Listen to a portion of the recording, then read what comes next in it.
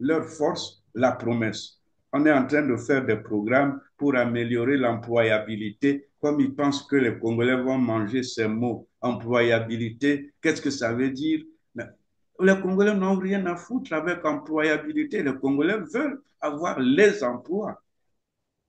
Donc, ça, on botte en touche. Alors maintenant, concrètement, quand on dit qu'on va améliorer les conditions de vie, voyons le SMIG.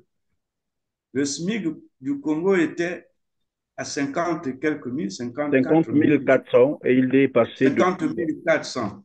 Il passe. 50 400, ça revient à quoi? Ça correspond à peu près à 2000, 2000 francs CFA par jour. 2000 francs par jour.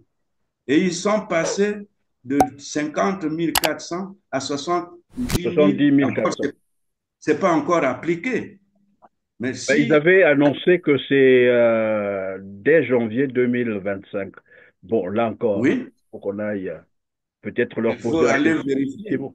On attend. Est-ce qu'ils vont rendre compte? Mais même si on passe à 70 000, ça veut dire quoi? Qu'on passe de 2092 francs à 2707 000, 700 francs. 2700 francs. Qu'est-ce qu'un Congolais peut faire avec 2700 par jour? Il fait le marché de combien? Il a l'eau, l'électricité, il y a le déplacement. Rien que pour se déplacer par jour, ben, ce n'est pas moins de 1000 francs. Et s'il y a le loyer, après, on mange quoi? Là, on se soigne avec quoi? Donc, vous voyez? Mais là, finalement, on arrive à constater que les Congolais, plus de 80% finalement, des Congolais désormais vivent à moins d'1 dollar. Exactement. Parce que C'est quand ce vous que faites ça ce veut dire. petit calcul, on se rend Et bien compte qu'on est à moins pas d'un d'un dollar, dollar. c'est-à-dire c'est 50 centimes de C'est dollars. ça. Et ça, c'est pour ceux qui travaillent. Mais maintenant, si vous prenez le cas de la grande majorité qui n'a pas d'emploi, quel est leur sort? C'est-à-dire, vous êtes en train de nous dire, le Congo-Brazzaville, c'est un pays où les fonctionnaires, les travailleurs sont extrêmement pauvres. Donc, on travaille pour être pauvre. C'est ça. Pauvre et à vie. Pauvre à vie. Et ça veut dire aussi mourir tôt. Est-ce que ce n'est pas là, finalement, euh, ça ne s'apparente pas vraiment à un crime de masse, c'est-à-dire une tentative d'extermination d'une population par la faim, par la misère, par la pauvreté, imposée de Mais manière... bien sûr, Christian, si vous prenez les retraités, un retraité est déjà un homme qui vit presque en permanence avec la maladie, qui doit généralement avoir toujours au moins un produit à prendre chaque jour. Mais s'il a 40 mois, plutôt, oui, 40 mois sans pension, il va vivre comment? Et on leur promet, avant la fin de l'année, on va tout payer. Ils avaient promis de payer les arriérés du mois de juillet avec le mois d'octobre. Ça a été fait. Ils devraient payer les arriérés d'août avec le mois de novembre. Ils ne l'ont pas fait. Ils devaient payer les arriérés de septembre avec le mois de décembre. Ni décembre ni septembre n'ont pas été payés. Et les retraités ont passé les fêtes même sans pension.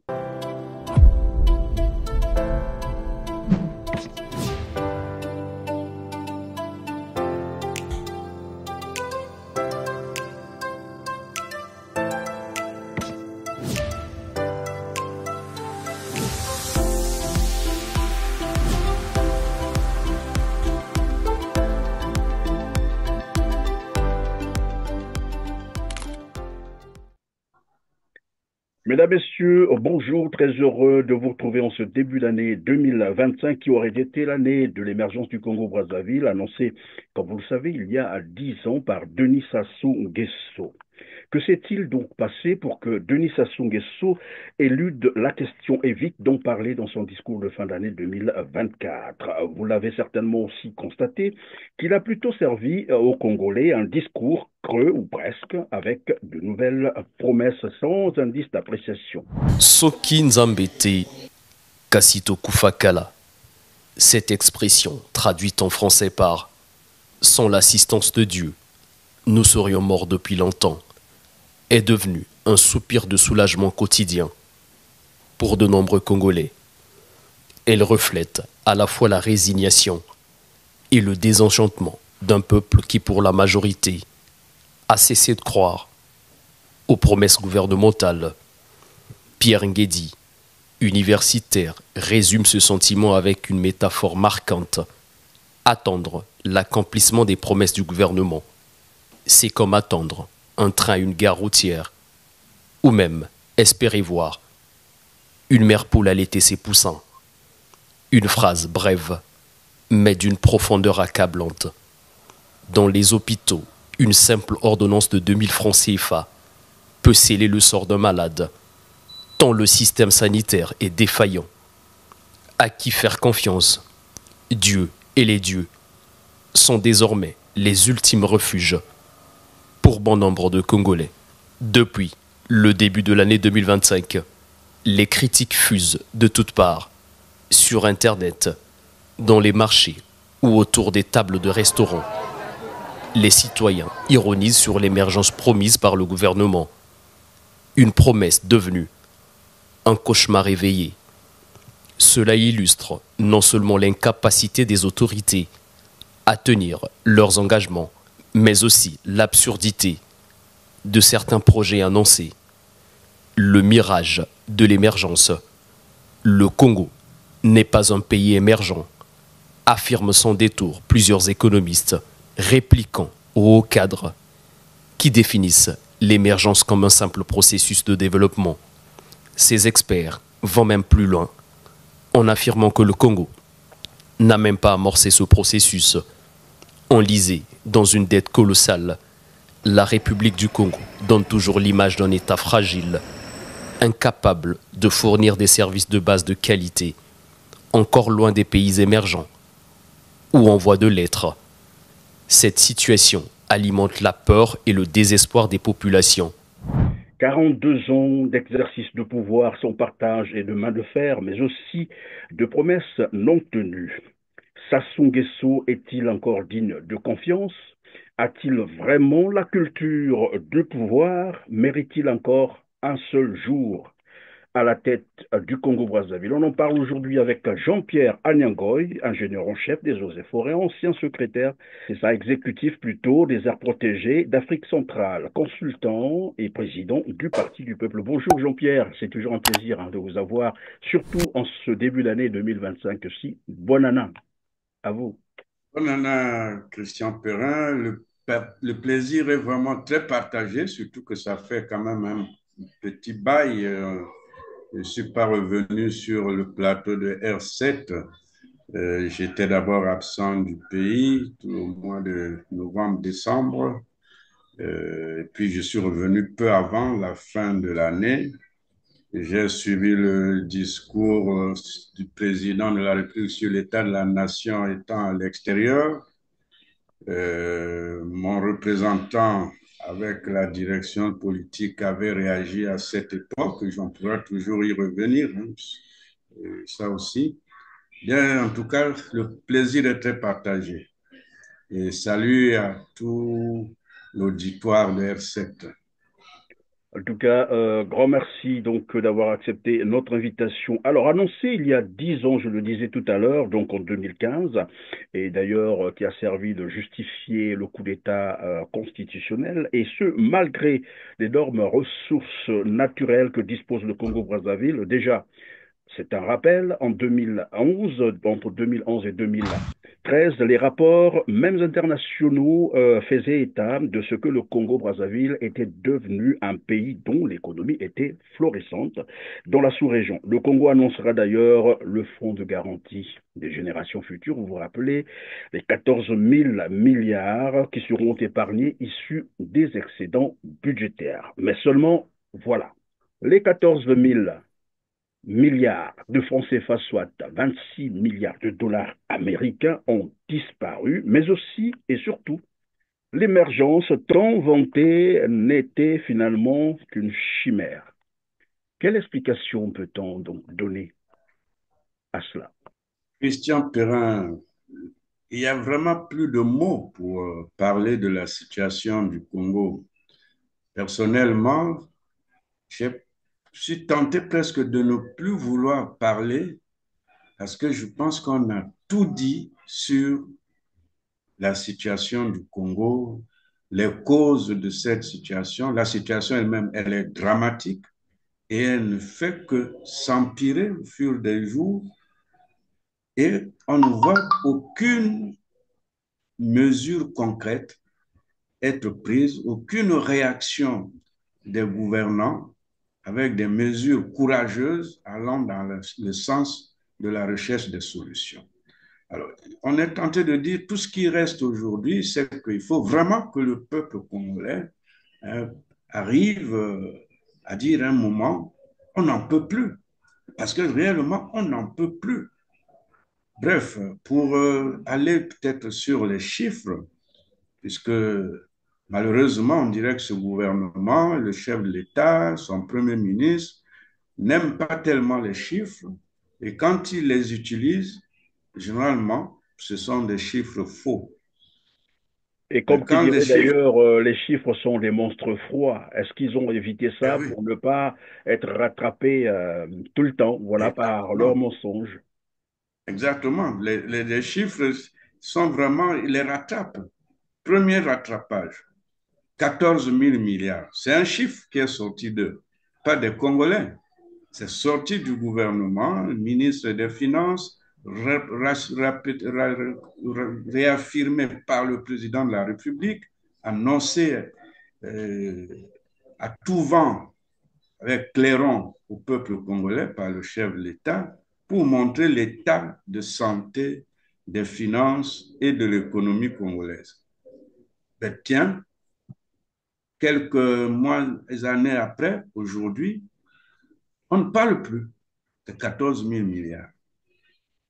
Les États, les discours sur l'état de la nation se succèdent, les messages de vœux se succèdent, les discours à l'occasion de la célébration de l'indépendance se succèdent.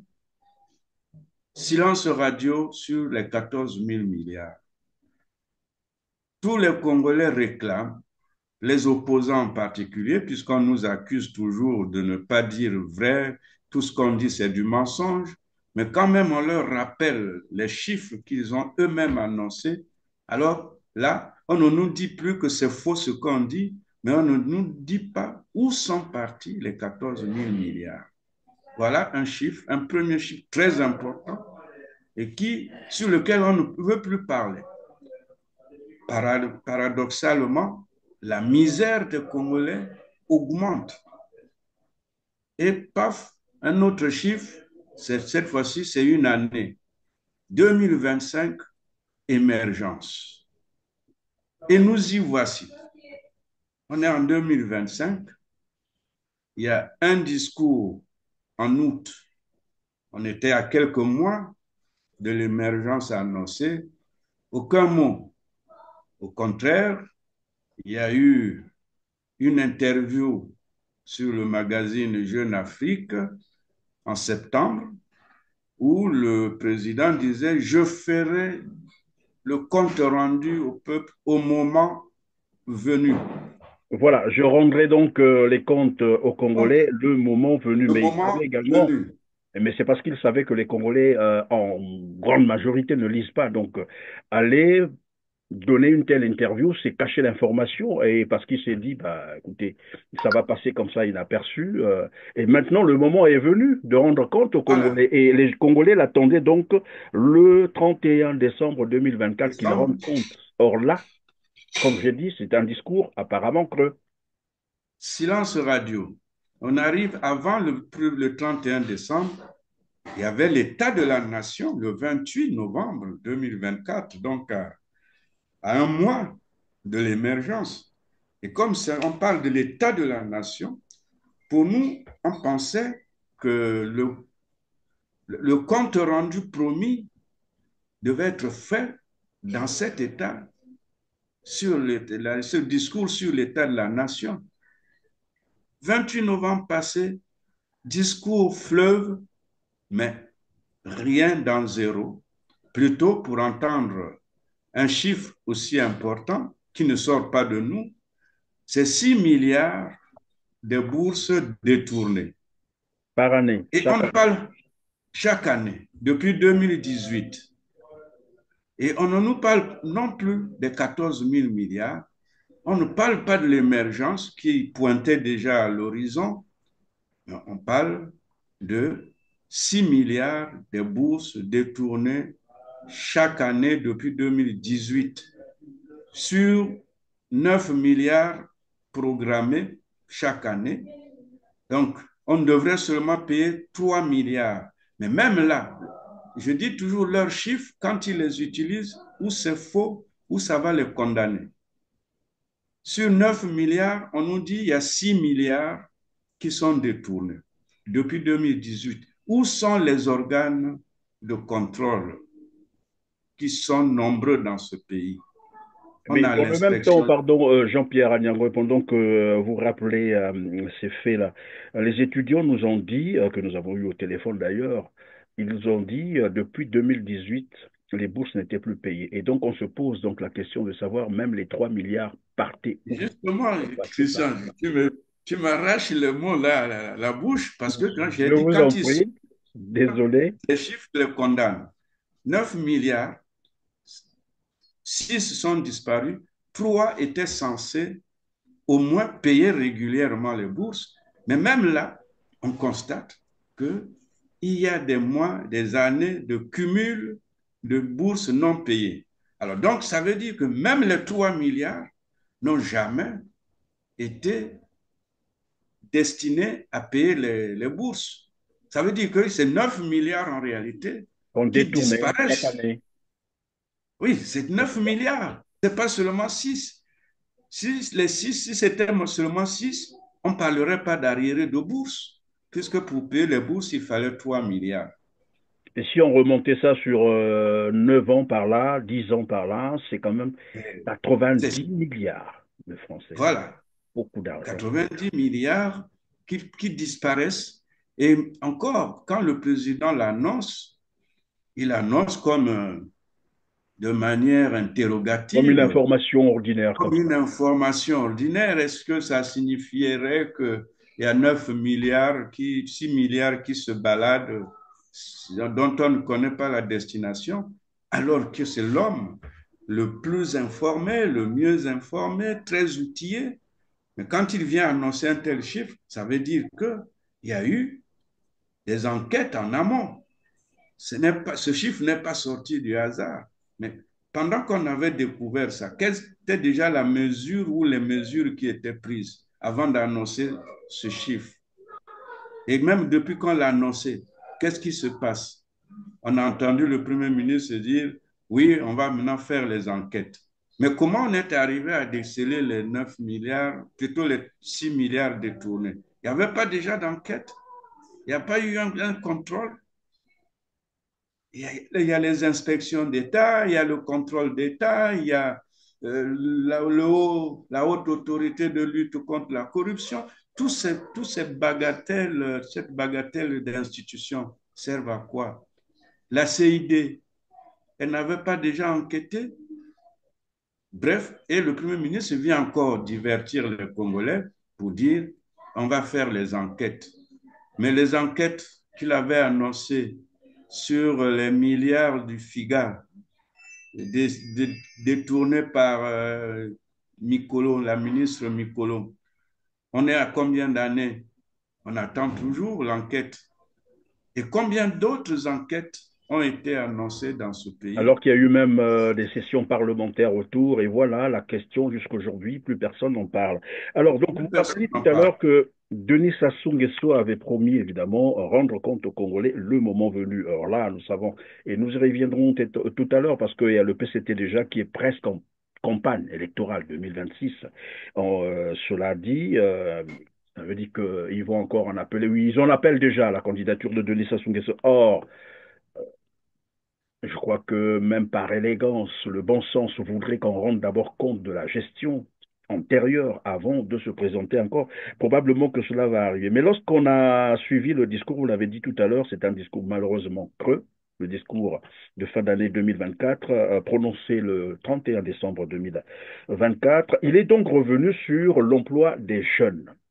Or, nous savons que déjà en 2019, il promettait 2000 emplois dans le secteur, bien sûr, de l'enseignement, que je vous propose d'ailleurs de suivre ici un extrait de réponse donnée par Thierry Mongala, le porte-parole du gouvernement congolais. Il intervenait sur le plateau TV5. Nous sommes là en 2019, donc 6 ans de cela. Suivez. Cela n'est pas assez dit. Et récemment, tout récemment, il y a quelques jours, quelques heures, de la Banque africaine de développement, qui vient d'octroyer un appui budgétaire de 187 millions d'euros immédiatement disponible. Monsieur Mongala. Donc, tous les éléments qui vont permettre à l'État de mettre en œuvre de manière méthodique la remise en ordre d'un côté des finances publiques et porter la croissance qui a repris dans notre pays avec la nécessité d'aller vers la diversification économique. Mais en attendant, Monsieur Mongala, comment voulez-vous que le message du président soit entendu quand la Banque mondiale affirme que plus de la moitié des Congolais vivent avec moins de $2 par jour?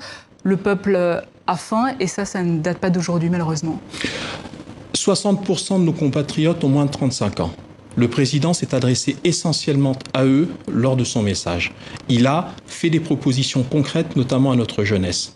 2000 emplois dans le contexte actuel vont être créés en 2020, ce qui n'est pas évident. Vous voyez bien que nous parlons d'une période où les finances publiques sont en difficulté. Eh bien, la volonté politique du président, c'est de s'orienter vers un programme qui doit renforcer l'espoir de la jeunesse. 2000 emplois qui vont être créés dans l'enseignement courant 2020.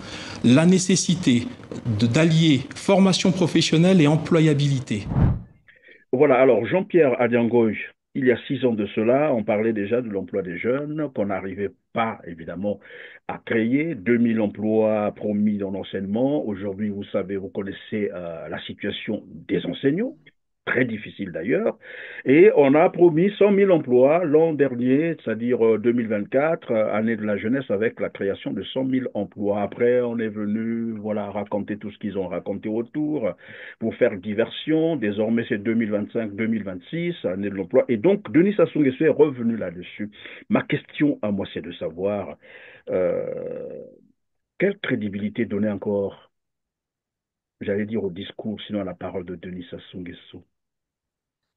Mais Christian Perrin, on n'a pas honte à le dire. Eux-mêmes, ils devraient même le savoir que le discours de Sassou n'est plus du tout crédible. C'est un président qui a perdu toute sa crédibilité. C'est un gouvernement, par extension, qui a perdu toute crédibilité.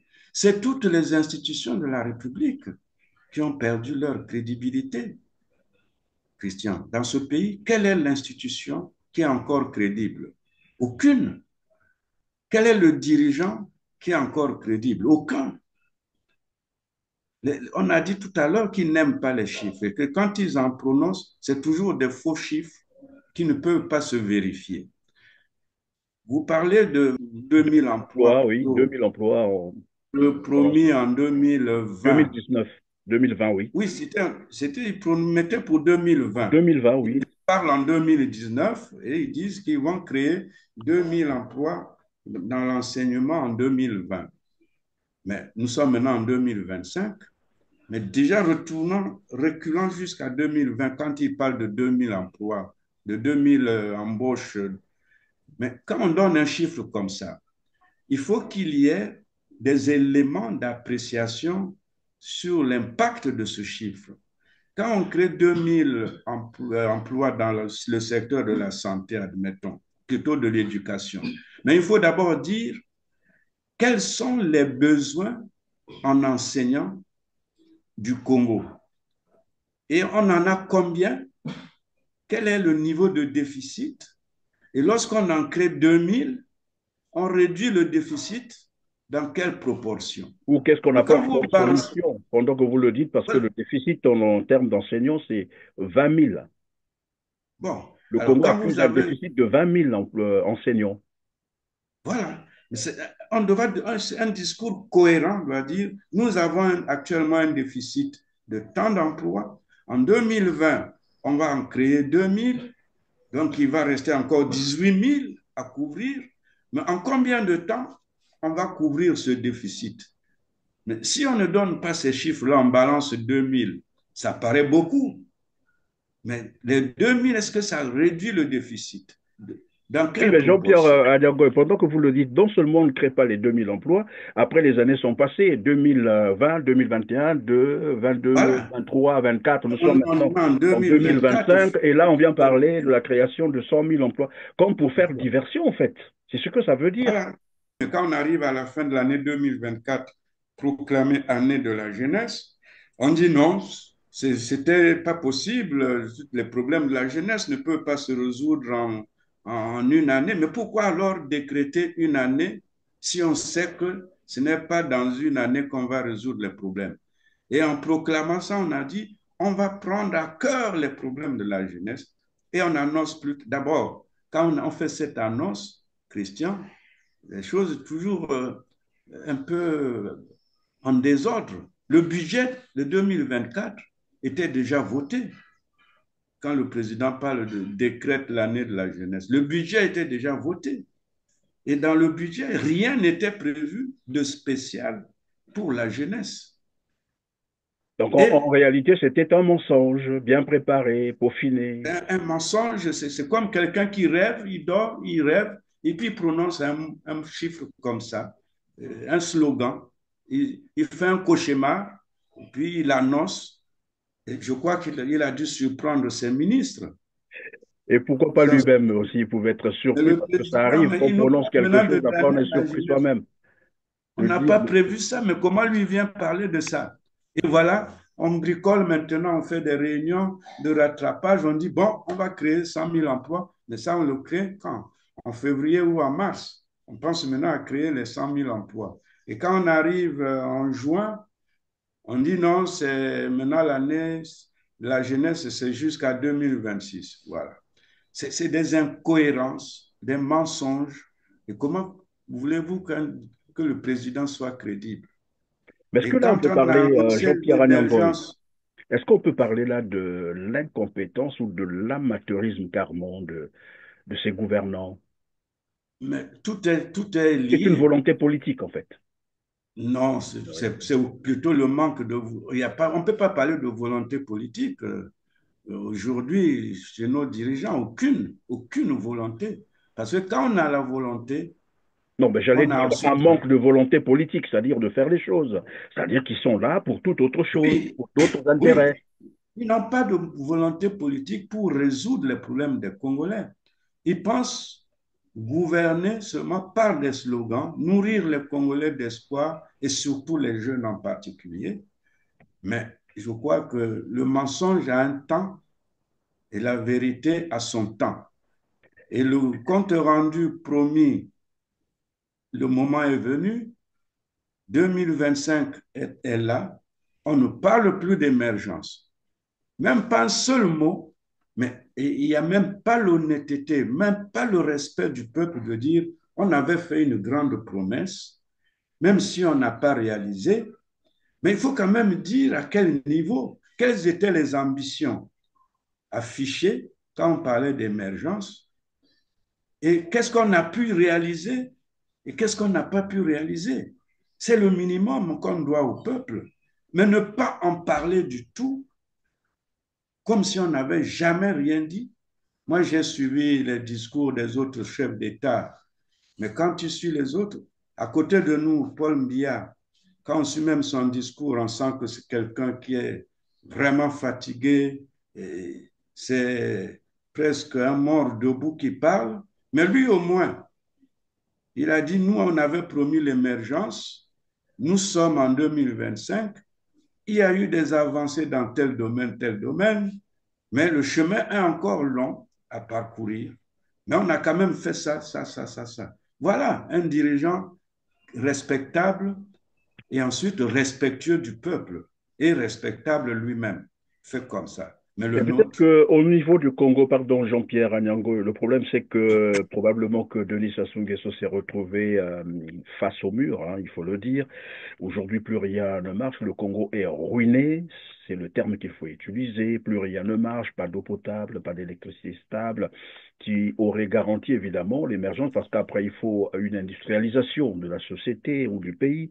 Voilà, la santé, on sait ce que ça donne aujourd'hui. Le CHU est toujours en grève, les malades renvoyés à mourir chez eux. La santé et l'éducation, pareil, à l'université toujours en grève, les enseignants, etc., pas de salaire. Alors, bref. Pour concrétiser nos engagements collectifs, en particulier pour assurer l'accès à la couverture sanitaire universelle, promouvoir l'éducation pour tous. Même les voiries urbaines. Plus rien ne marche au Congo, et donc tous les voyants sont au rouge. Alors, il y a donc 6 ans de cela, tout à l'heure on parlait des 2000 emplois promis, mais il y a et déjà là, on tirait la sonnette d'alarme pour dire que plus rien ne marche, c'est la misère, c'est la souffrance au Congo-Brazzaville. Je vais vous proposer un autre extrait, c'est toujours Thierry Mongala sur le plateau TV5. Et il y a eu, je crois, aussi l'intervention de Franck Ndila Malembe, qu'on va suivre tout à l'heure, et on revient pour une appréciation de cette interview. Suivez. Je dirais que le contenu est le même d'il y a 5 ans, d'il y a 10 ans, ça reste le même contenu. On reprend les mêmes discours, on change quelques phrases ici et là, mais au final, ça reste la même chose. Si on est diplomate et politicien, oui, on peut utiliser des termes comme avancée significative. Mais pour le peuple congolais, quand on est activiste comme moi, on sait très bien que avancée significative ne veut rien dire. Les avancées significatives ne veulent rien dire, selon ce jeune activiste congolais. Est-ce que vous, qui êtes au sommet de l'État congolais, vous entendez ce ras-le-bol de la population ? Non, il ne s'agit pas d'un ras-le-bol, il s'agit pour la population. Ce qu'il nous dit là, c'est quand même un ras-le-bol. C'est une opinion qui est la sienne. C'est un activiste, vous l'avez dit. Un activiste, c'est-à-dire quelqu'un qui milite pour une opinion politique donnée, qui est généralement une opinion hostile à celle qui gère les affaires du pays. Et qui est peut-être partagée par la population. Qui est partagée par une partie de l'opinion qui soutient ce type de démarche. Alors, Jean-Pierre Anyangoy, aujourd'hui on nous dit que le Congo est en crise, tout le monde le sait et le dit, le rappelle, c'est une crise multidimensionnelle, des centaines de mois d'arriérés de salaires impayés, plus de 40 mois de pensions impayées, les bourses on en a parlé tout à l'heure, les grèves s'annoncent un peu partout dans tout le secteur de la fonction publique, plus rien ne marche, les réseaux routiers sont délabré, tout le monde le voit. Ce sont là des faits, hein, les gens peuvent aller vérifier.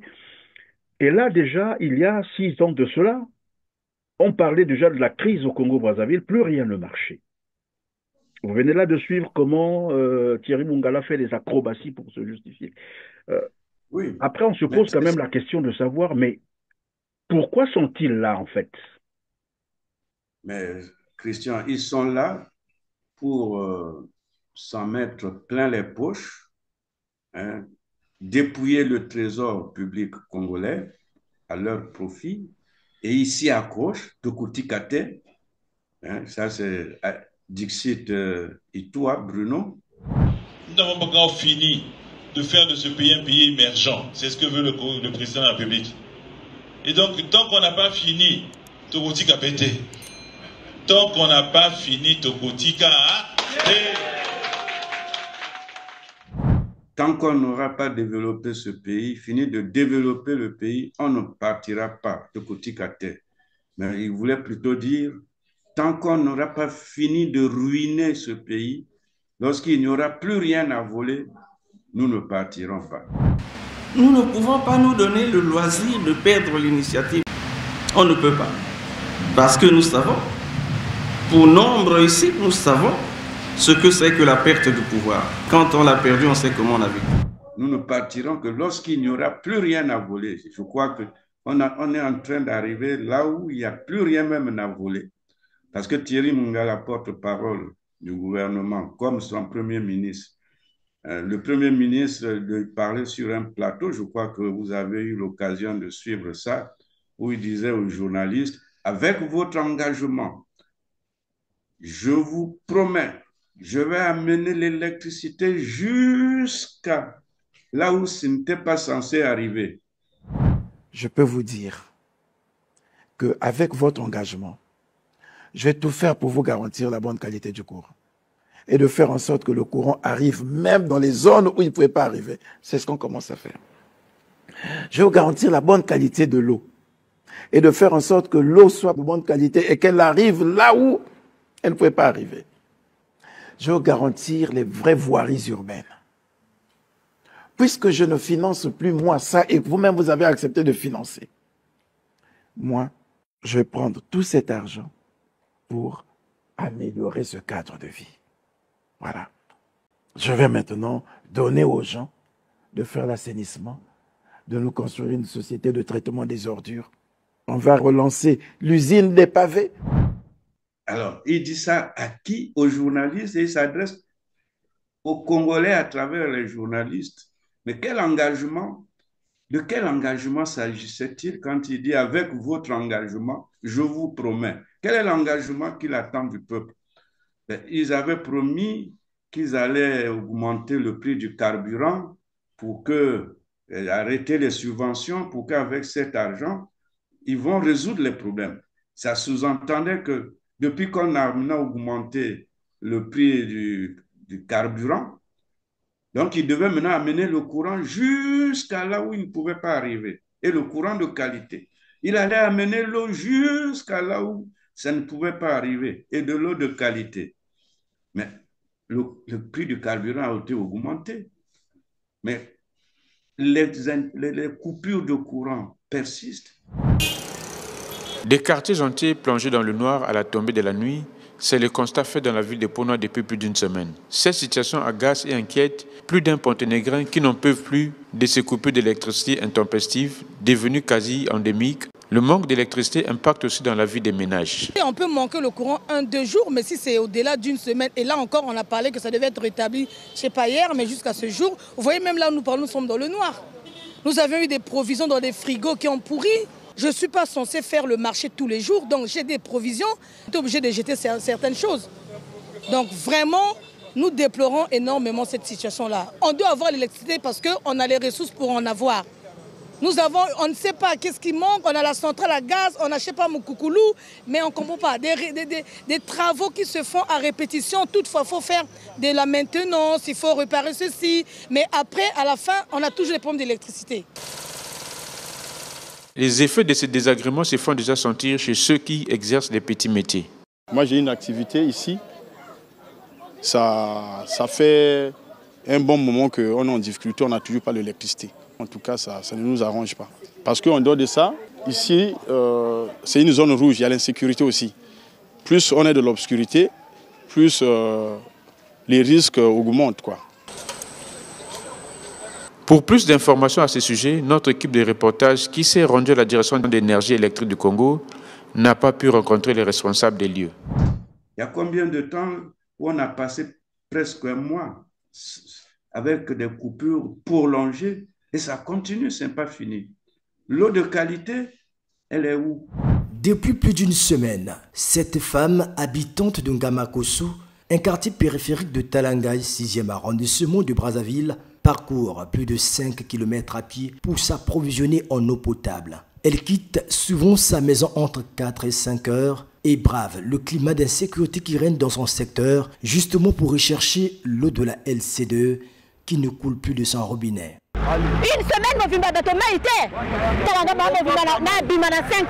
Toute une semaine privée d'eau du robinet, c'est inconcevable. Je suis sortie de chez moi à 5 heures. J'ai rencontré des brigands qui m'ont ravi 5 bidons de 25 litres sur les 10 que j'avais. J'étais sans force face à ces racketteurs. On est fatigué de cette situation.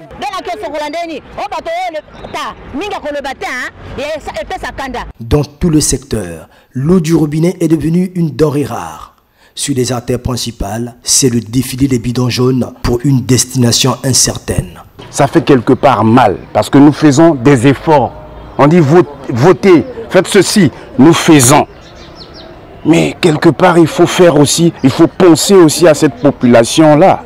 Sévère, les zones de Mboalé et Petit Chose que l'on rencontre certaines familles et pousse-pousseurs avec des bidons remplis. Le transport de l'eau, un véritable casse-tête ici. Certaines familles préfèrent aller dans les bas-fonds pour se ravitailler dans de petits lacs. Mais ici, les conditions hygiéniques ne sont pas réunies. Chez nous, l'eau ne coule plus. Ça fait quelques jours que l'eau ne coule pas. On est obligé de venir laver les habits ici. Avec le vélo, là, c'est plus facile. Je vais amener l'eau à la maison, l'eau à boire, l'eau de se laver, laver les habits, les assiettes. Voilà, on se débrouille seulement comme ça. Le courant de qualité, il est où? Ça, c'est le Premier ministre. Et Thierry Mungala, quand on lui pose la question que le Congo, le taux de pauvreté est tel que les Congolais vivent avec moins de 2 $, lui il ne répond pas. Et il dit non, le président s'adresse à la jeunesse parce que 60% des Congolais ont 35 ans et il parle maintenant des programmes, mais il ne répond pas à la... En fait, il se pourvoit lui-même. Déjà, on le sent comment il fait, comme je l'ai dit tout à l'heure, des acrobaties pour vouloir justifier l'injustifiable en réalité. Voilà. Et apparemment, après je peux me tromper, mais j'ai l'impression qu'ils sont conscients de ce qu'ils disent et de ce qu'ils font. Et ils le font de manière délibérée. Ils sont très conscients, mais ça ne suffit pas d'être conscient. Quand on dirige un pays, un peuple, être conscient qu'on ne fait rien pour ce peuple et continuer à mentir, c'est très gravissime, c'est gravissime. Mais c'est là que je posais la question d'entrée de jeu, pardon, Jean-Pierre Abiangoy. Est-ce que Sassou Nguesso a-t-il vraiment une éducation sur la culture du pouvoir? Mérite-t-il vraiment un seul jour encore à la tête du Congo-Brazzaville? Je ne pense pas, je crois que j'en arriverai là. Mais je voudrais encore être toujours en train de montrer les éléments qui discréditent tout un régime. Bon, quand on parle de la pauvreté. Le porte-parole botte en touche. Ils sortent vers leur force, la promesse. On est en train de faire des programmes pour améliorer l'employabilité, comme ils pensent que les Congolais vont manger ces mots. Employabilité, qu'est-ce que ça veut dire? Les Congolais n'ont rien à foutre avec employabilité. Les Congolais veulent avoir les emplois. Donc, ça, on botte en touche. Alors, maintenant, concrètement, quand on dit qu'on va améliorer les conditions de vie, voyons le SMIG. Le SMIG du Congo était à 50 et quelques mille, 50 400 et il est passé 50 400. 50 400, ça revient à quoi? Ça correspond à peu près à 2000 francs CFA par jour. 2000 francs par jour. Et ils sont passés de 50 400 à 70 400. Ce n'est pas encore appliqué. Mais si... Ils avaient annoncé que c'est dès janvier 2025. Bon, là encore, oui. Il faut qu'on aille peut-être leur poser. Il faut aller vérifier. Bon, on attend... Est-ce qu'ils vont rendre compte? Mais même si on passe à 70 000, ça veut dire quoi? Qu'on passe de 2092 francs à 2707 700 francs. 2700 francs. Qu'est-ce qu'un Congolais peut faire avec 2700 par jour? Il fait le marché de combien? Il a l'eau, l'électricité, il y a le déplacement, rien que pour se déplacer par jour, ce n'est pas moins de 1 000 francs. Et s'il y a le loyer, après on mange quoi? Là, on se soigne avec quoi? Donc, vous voyez? Mais là, finalement, on arrive à constater que les Congolais, plus de 80% finalement, des Congolais désormais vivent à moins d'1 $.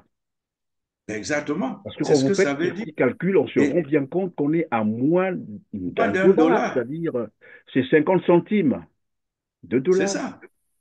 Et ça, c'est pour ceux qui travaillent.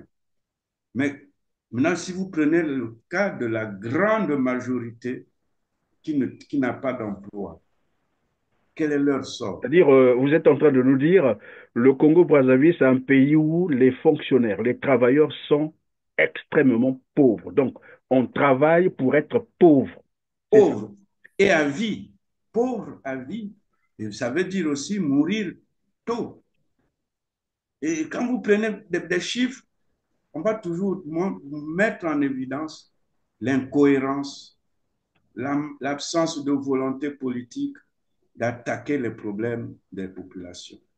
On ne paye pas les retraités des mois durant, des années même. On était déjà pratiquement, je crois, à 43 mois. Et le Premier ministre avait dit cette année, il n'y aura pas d'arriéré de pension. Voilà, ça, c'est encore une Mais autre nous avons promesse. suivi aussi les retraités, je crois, de la mairie de Brazzaville qui réclamaient. Nous sommes déjà les morts. On ne peut pas mourir 2 fois. La colère monte d'un cran ici à la place de la Liberté ce 16 avril. Ces retraités de la commune de Brazzaville qui cumulent pour certains 11 ans et d'autres 9 ans sans pension expriment leur ras-le-bol. Ces retraités pointent du doigt la direction générale de la Caisse nationale de sécurité sociale CNCS qui refuse de retirer leur dossier de l'administration municipale pour traitement alors que le gouvernement a déjà versé 35 milliards 914 millions 34 069 francs CFA. Trop c'est trop, nous sommes prêts à rencontrer le Premier ministre. Pourquoi? Aujourd'hui, tout ce monde que vous voyez là, les papas là, nous sommes devenus comme les fous dans un pays où nous sommes les Congolais. On ne peut pas accepter que 10 ans, la mairie n'a pas pu verser. L'État a pris une bonne part pour dire je prends l'engagement. Pour les 3 milliards qui restent, aujourd'hui rien n'est fait. Qu'on nous donne ce qui est pour nous avant la mort. Ces retraités, déjà fragilisés par le poids de l'âge, peinent à colmater les brèches pour leur survie et estiment avoir épuisé toutes les voies de recours sans suite favorable. Est-ce que ce n'est pas là, finalement, ça ne s'apparente pas vraiment à un crime de masse, c'est-à-dire une tentative d'extermination d'une population par la faim, par la misère, par la pauvreté, imposée de manière... Mais bien sûr, Christian, si vous prenez les retraités, un retraité est déjà un homme qui vit presque en permanence avec la maladie, qui doit généralement avoir toujours au moins un produit à prendre chaque jour. Mais s'il a 40 mois, plutôt, oui, 40 mois sans pension, il va vivre comment? Et on leur promet, avant la fin de l'année, on va tout payer. Ils avaient promis payer les arriérés du mois de juillet avec le mois d'octobre. Ça a été fait. Ils devraient payer les arriérés d'août avec le mois de novembre. Ils ne l'ont pas fait. Ils devaient payer les arriérés de septembre avec le mois de décembre. Ni décembre ni septembre n'ont pas été payés. Et les retraités ont passé les fêtes même sans pension. C'est le premier qu'on commence à payer une partie des retraités. Le 1er janvier, Christian, vous avez entendu dans quel pays du monde on paye les gens le 1er janvier?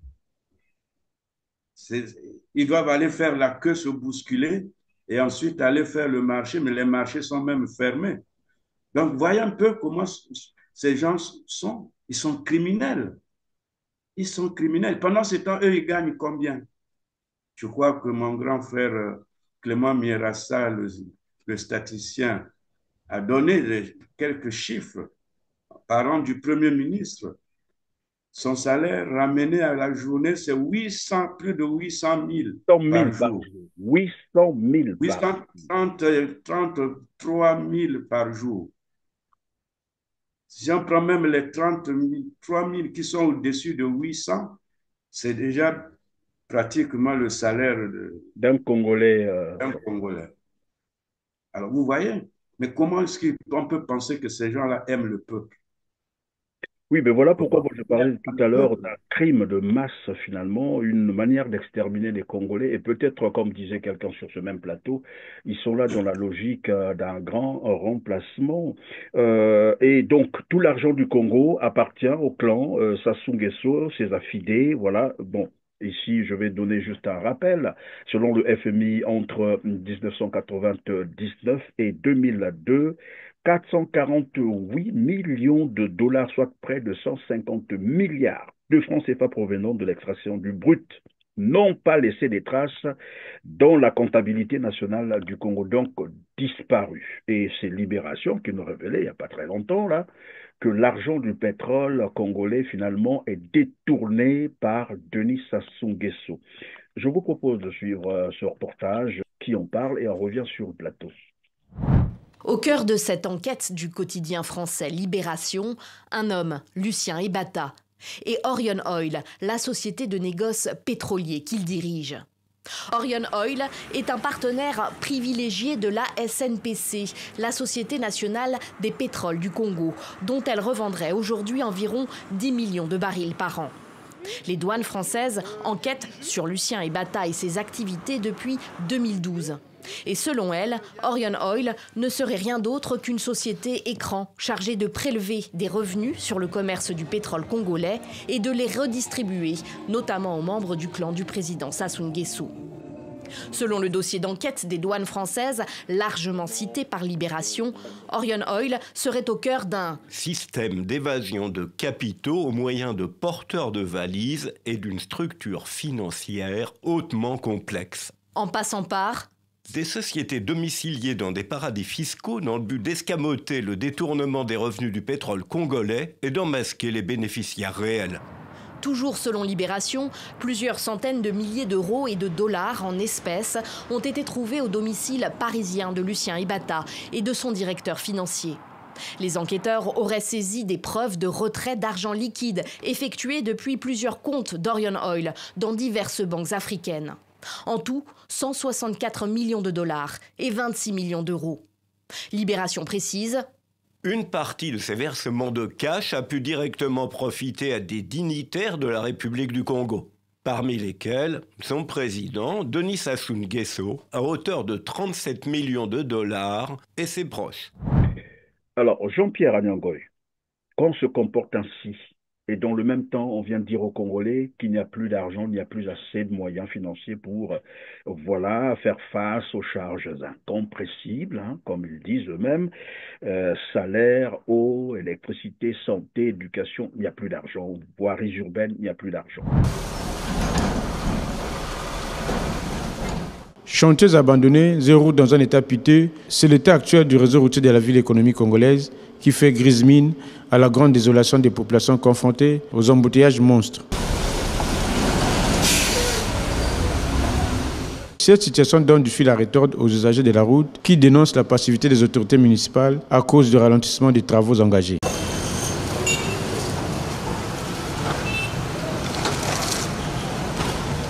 Un citoyen interrogé ne croit pas à ses yeux en voyant la ville des Peaux-Noires, capitale économique, dans une telle situation qui n'honore pas ses habitants et les gouvernants. Même les touristes de passage sont surpris de ce triste décor.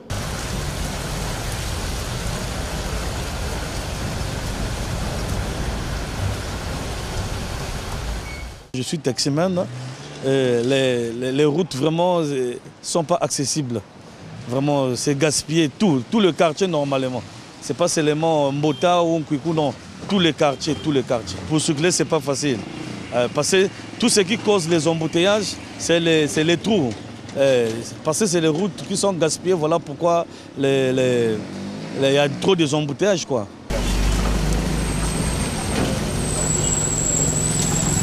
Vu l'état actuel des routes de la ville océane, l'implication des autorités compétentes est de mise car il y a des répercussions sur la vie sociale, notamment sur les transports en commun et taxis, dont les prix ne cessent de galoper et compliquent le quotidien des populations.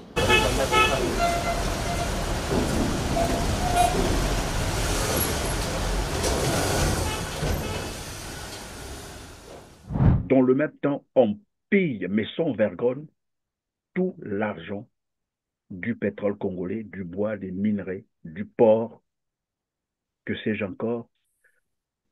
Je ne sais même pas comment qualifier ça, mais et que dans le même temps, on entend dire par le PCT, il faut l'appeler ça comme ça, parce que même ceux qui viennent graviter autour, opposition, affiliés au Parti congolais du travail, qui on appelle déjà à la candidature de Denis Sassou Nguesso.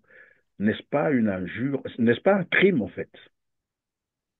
Christian, ils sont dans le crime perpétuel, Christian, surtout depuis le retour au pouvoir par les armes en 1997. Ils vivent dans le crime, ils se maintiennent au pouvoir par le crime. Le crime, il est économique, financier, social, l'injustice, tout concourt à mettre le peuple congolais à genoux, à ramper, pour que justement, quand ils vont lancer les élections, ils prennent un peu de cette fortune amassée pour commencer à distribuer et assujettir les Congolais pour acheter les voix. Et puis on va nous dire qu'on a été élu à 95 ou 85, 70%. Mais est-ce qu'on peut penser réellement un peuple digne qui vit comme ce que vivent les Congolais peut voter les gens qui l'ont mis et qui le maintiennent dans cette situation? Et rester tranquille chez eux, voilà. Et être tranquille et applaudir. Non, Christian. Il n'y a pas même un mot correct. Crime, c'est peu. C'est un génocide. Oui, à côté du crime, il y a aussi l'humiliation, parce que c'est ce à quoi nous sommes en train d'assister maintenant là, c'est l'humiliation totale du Congo, parce que nous sommes quand même à l'ère des réseaux sociaux, tout ce qui se fait dans un coin de la planète est su de l'autre côté à la minute. Aujourd'hui, c'est l'humiliation totale du Congo-Brazzaville. De tout le peuple congolais. Voilà, on a suivi le ministre des Affaires étrangères. On ne peut pas aller s'exhiber quelque part, hein. Quand vous êtes à l'extérieur, dans un milieu, dire qu'on est congolais, ça veut dire tu vas être la risée des gens. On a même honte de se dire congolais aujourd'hui. Et la honte a atteint le sommet, évidemment, de l'État. Nous avons suivi, disais-je tout à l'heure, le ministre des Affaires étrangères, Jean-Claude Gakosso, devant le Sénat, qui est venu pleurnicher, sans gêne, démontrant que finalement le Congo a maille à partir avec sa diplomatie. On doit 1,7 milliard de francs CFA aux sociétés chargées de rapatrier les diplomates congolais en fin de service. Donc sur 94 diplomates, disait-il, 19 seulement ont pu regagner le Congo-Brazzaville parce que le Congo n'a plus d'argent. Oui, Christian, tu vois, je disais tout à l'heure que chaque fois qu'on va citer un chiffre, c'est toujours pour exposer la honte du Congo. Voilà. Là, c'est maintenant la diplomatie. On quitte les étudiants à l'extérieur. C'est aussi une représentation du Congo à l'extérieur. Si nos étudiants sont chassés des universités parce qu'on ne paye pas quelques milliards, et si maintenant les diplomates ne peuvent même plus payer leur loyer, même les maisons de représentation du Congo, on ne peut plus payer. Les diplomates ne sont pas payés. Ceux qui doivent rentrer ne peuvent pas rentrer parce qu'on ne peut pas payer. Mais alors, où est l'État? Qu'est-ce qui reste de l'État? Et pourquoi maintenir ces gens en poste? Quand on a, la logique voudrait que si tel et qu'on n'avait vraiment pas d'argent et qu'on était conscient, on se dit, ah, on est en crise, on réduit le nombre de représentations. Et le train de vie de l'État, bien entendu. Et on réduit le train de vie de l'État à l'intérieur. Et on réduit les effectifs pour ne garder que ce qui est strictement nécessaire et qu'on est capable d'assumer. Mais on ne voit pas ça, Christian. Oui, mais dans et pendant que vous développez cela, Jean-Pierre Agnangoï, on nous parle d'1,7 milliard de francs CFA. D'abord, je vais proposer à nos téléspectateurs de suivre cet extrait. C'est toujours bien. Voilà, c'est Jean-Claude Gakosso qui pleurnichait devant le Sénat. Suivez. Je dois dire que les charges locatives, les loyers, représentent à elles seules près de 65% de ces crédits de fonctionnement. Chacun peut donc comprendre aisément pourquoi nos missions extérieures n'arrivent pas à faire face aujourd'hui à leurs loyers, qui sont des charges, comme chacun l'a compris, incompressibles. C'est le cas de nos missions diplomatiques à Addis Abeba, à Tokyo, à Pékin, à Yaoundé, à Luanda, et j'en passe. Je préfère vous épargner de ma litanie des lamentations. Vénérable Président, vénérable Sénateur, s'agissant des diplomates rappelés et des diplomates affectés, qui sont tous bloqués, pour les uns à l'étranger, pour les autres à l'intérieur du pays, je crois que vous avez vous-même deviné qu'ici également, la difficulté réside exclusivement dans les mêmes contraintes financières auxquelles fait face notre pays. À titre d'illustration, sur 94 diplomates rappelés parce que admis à faire valoir leur droit à la retraite ou arrivés en fin de mission entre 2022 et 2024, à peine 19 ont pu rentrer au pays avec leur famille. Les autres restent à ce jour bloqués par manque de ressources financières. Les caisses d'avance engagées pour les dépenses y afférentes ayant même été annulées faute de paiement. Cette situation concerne, moi je vois que le temps s'écoule, cette situation concerne également les sociétés chargées du rapatriement des effets personnels des diplomates rappelés.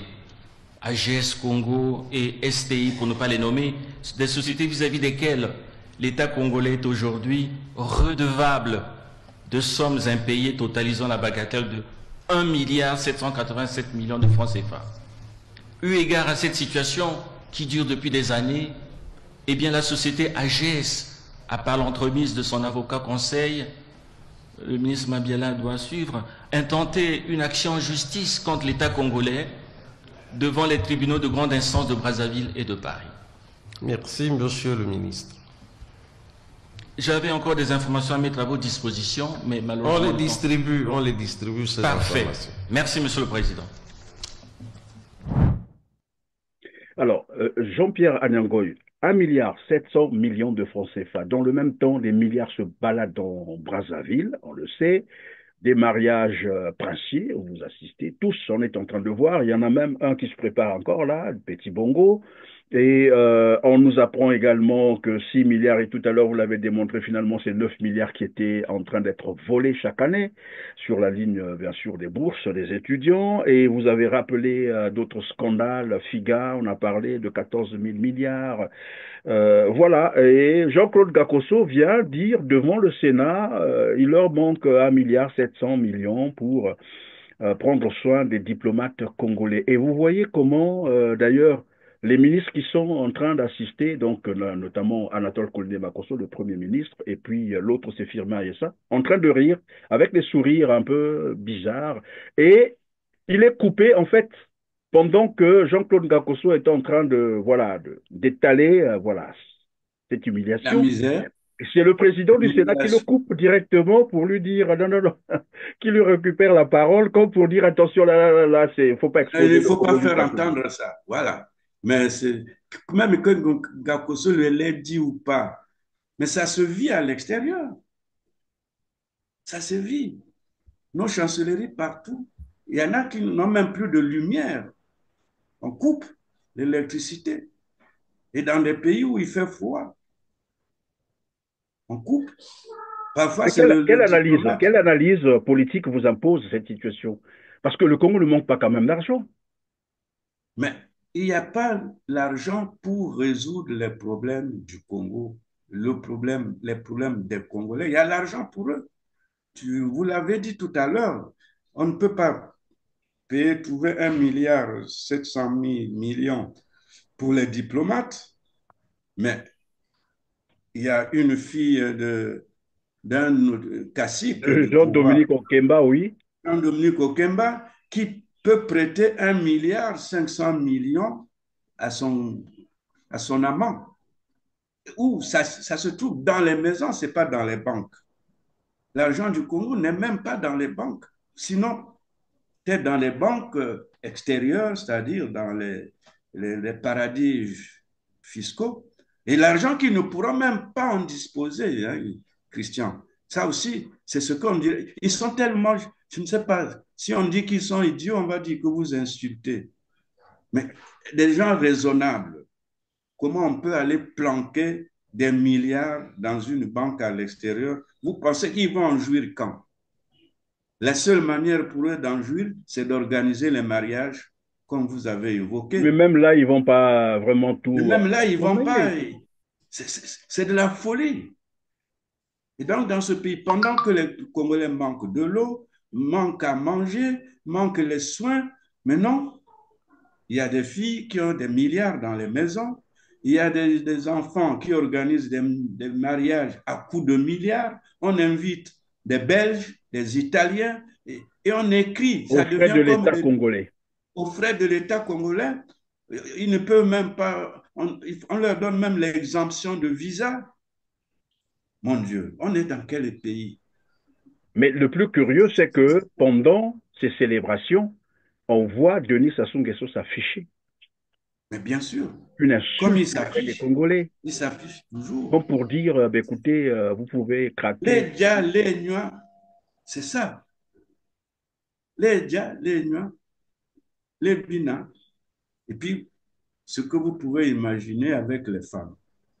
Au lieu de travailler pour le Congo, on constate bien sûr que les membres du gouvernement, j'allais dire le régime, hein, les membres du régime Sassou Nguesso font la course effrénée à l'enrichissement illicite